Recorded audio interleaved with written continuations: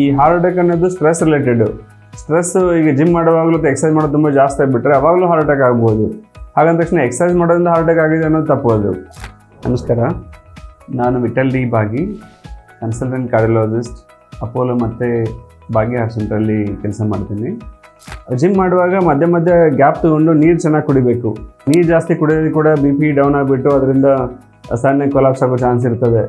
But ನೀವು gradual ಆಗಿ ನಮ್ಮ ಬಾಡಿನ ಅರ್ಥ ಮಾಡಿಕೊಂಡು ಎಷ್ಟು ಮಟ್ಟಿಗೆ ಎಕ್ಸರ್ಸೈಸ್ ಮಾಡಬೇಕು, ಎಷ್ಟು ಮಟ್ಟಿಗೆ ನಮ್ಮ ಬಾಡಿ ತಡ್ಕೊಳ್ತದೆ, ಅದ್ರ ಮಧ್ಯೆ ಗ್ಯಾಪ್ಗಳು ತೊಗೋಬೇಕು. ಸೂಪರ್ವಿಷನ್ ಅಂತ ಹೇಳ್ತೀವಿ.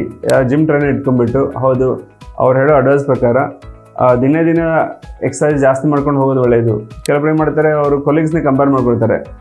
ನನ್ನ ಫ್ರೆಂಡ್ ಹೋಗ್ಬಿಟ್ಟು 50 kg ಎತ್ತಿದೆ ಅಂತ ನಾನು ಹೋಗ್ಬಿಟ್ಟು 50 kg ಎತ್ತಕ್ಕೆ ಹೋಗ್ಬಿಟ್ರೆ ಮೂಳೆ ಮುರಿಬಿಡುತ್ತೆ. ಸೊ ಅದನ್ನು ನಾವು ಬ್ಯಾಲೆನ್ಸ್ ಮಾಡ್ಕೊ. ಹೌದು 50 kg ಎತ್ತೋಕ್ಕೆ ಒಂದು ದಿನಸಲ್ಲಿ ಎತ್ತಿರಲ್ಲ ಅವನು. ಸ್ಟಾರ್ಟಿಂಗ್ 5 kg ಶುರು ಮಾಡಿ 10 kg ಹೋಗಿ ಆಮೇಲೆ 15 kg ಹೋಗಿ ಹಾಗೆ ಗ್ರಾಜುವಲ್ ಇನ್ಕ್ರೀಸ್ ಮಾಡ್ತಾ 3 months 6 months ಬಾಡಿಗೆ ಅಡಾಪ್ಟರ್ ಟೈಮ್ ಕೊಟ್ಟು ಆ ಮಸಲ್ಸ್ಗೆ ಬೆಳೆದು ಟೈಮ್ ಕೊಟ್ಟು ಆಮೇಲೆ ವೆಯ್ಟ್ ಜಾಸ್ತಿ ಲಿಫ್ಟ್ ಮಾಡೋಕ್ಕೆ ಹೋಗಿರ್ತಾರೆ. ಸೊ ಹಾಗೆಯೇ ನೀವು ನಿಮ್ಮ ಶರೀರಕ್ಕೆ ಫಸ್ಟು ವಾಕಿಂಗ್ ಮಾಡಿ, ಆಮೇಲೆ ಬ್ರಿಸ್ಕ್ ವಾಕಿಂಗ್ ಮಾಡಿ, ಆಮೇಲೆ ರನ್ನಿಂಗ್ ಮಾಡಿ. ಅದೇ ಥರ ವೆಯ್ಟ್ ಲಿಫ್ಟಿಂಗ್ ಎಕ್ಸಸೈಸು ಒಳ್ಳೆಯದು.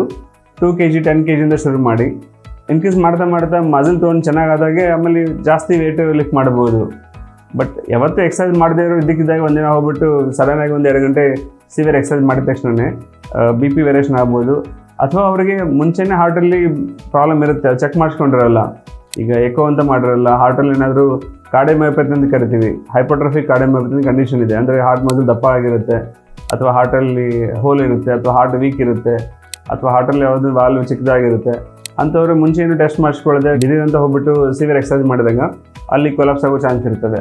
ಸೊ ನೀವು ಜಿಮ್ಗೆ ಹೋಗಿದ್ದ ಮುಂಚೆ ಫಸ್ಟ್ ಒಂದ್ಸಲ ಹಾರ್ಟ್ ಚೆಕ್ ಮಾಡಿಸ್ಕೊಳ್ಳಿ, ಎಕೋ ಟೆಸ್ಟ್ ಮಾಡಿ, ಹಾರ್ಟ್ ಸ್ಟ್ರಕ್ಚರ್ ಫಂಕ್ಷನ್ ಚೆನ್ನಾಗಿದೆ ಗೊತ್ತಾಗುತ್ತೆ.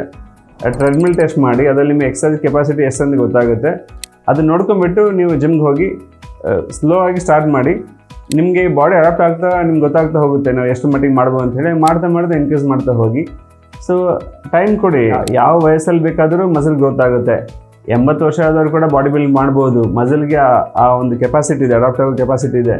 ಬಟ್ ಹಾಗಂದ ತಕ್ಷಣ ಸಡನ್ ಹೋಗ್ಬಿಟ್ಟು 20 ವರ್ಷದವರ 80 ವರ್ಷದವ್ರು ಹೋಗಿ ವೇಟ್ ಲಿಫ್ಟ್ ಮಾಡೋದು, ಅದರಿಂದ ಫ್ರ್ಯಾಕ್ಚರ್ ಆಗೋದಾಗಲಿ ಅಥವಾ ಮಸಲ್ ಟೇರ್ ಆಗೋದಾಗಲಿ ಆಗುತ್ತೆ.